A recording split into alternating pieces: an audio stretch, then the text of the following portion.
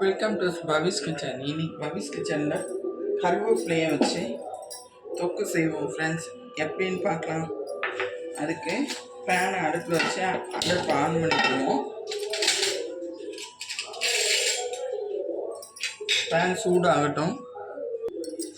Pan சூடாயிடுச்சு. ஒரு 3 spoon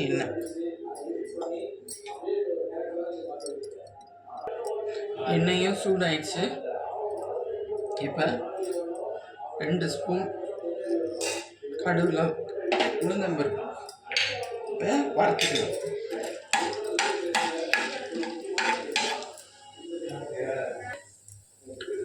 நல்லா ப்ரௌனிஷ் கலரில் வர மாதிரி கோல்டன் ப்ரௌன் கலரில் வர வரைக்கும் வறுக்கணும். நேரம் மாற ஆரம்பிச்சு இப்போ பவுலுக்கு இப்போ மாற்றியாச்சு.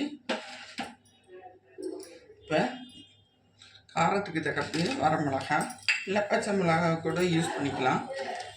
ஒரு துண்டு புளி, 2 கை அளவுக்கு கருவேப்பிலை.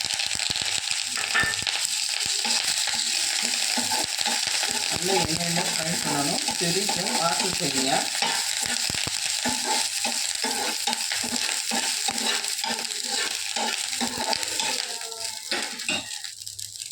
எண்ணெயில் கருவேப்பிலை சீக்கிரம் ஃப்ரை ஆகிடும். இப்போ நல்லா வந்துடுச்சு. கருவேப்பிலை வதங்கி இப்போ இதையும் அடுப்பு ஆஃப் பண்ணிடுங்க. ஆறிட்டு இப்போ அரைச்சி எடுத்து வந்துடுறோம்.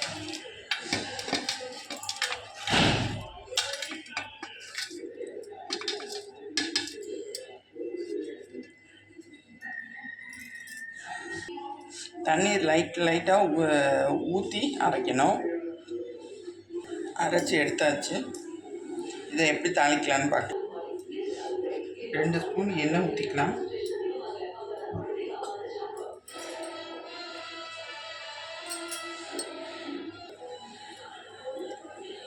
இப்போ எண்ணெய் காஞ்சிருச்சு. நல்லா பொரியட்டும்.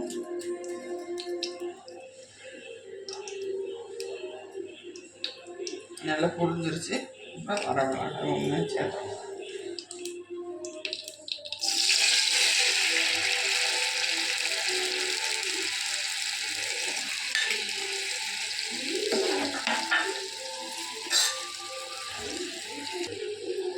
நல்லா தண்ணி வற்றணும். வற்றி சுண்டி வரும்போது தான் இறக்க முடியும். சுண்டி வரட்டும். நல்லா வற்றி வந்துருச்சு. இப்போ இந்த சைடில் நல்லா கிண்டி விட்டுட்டு இறக்கிடலாம்.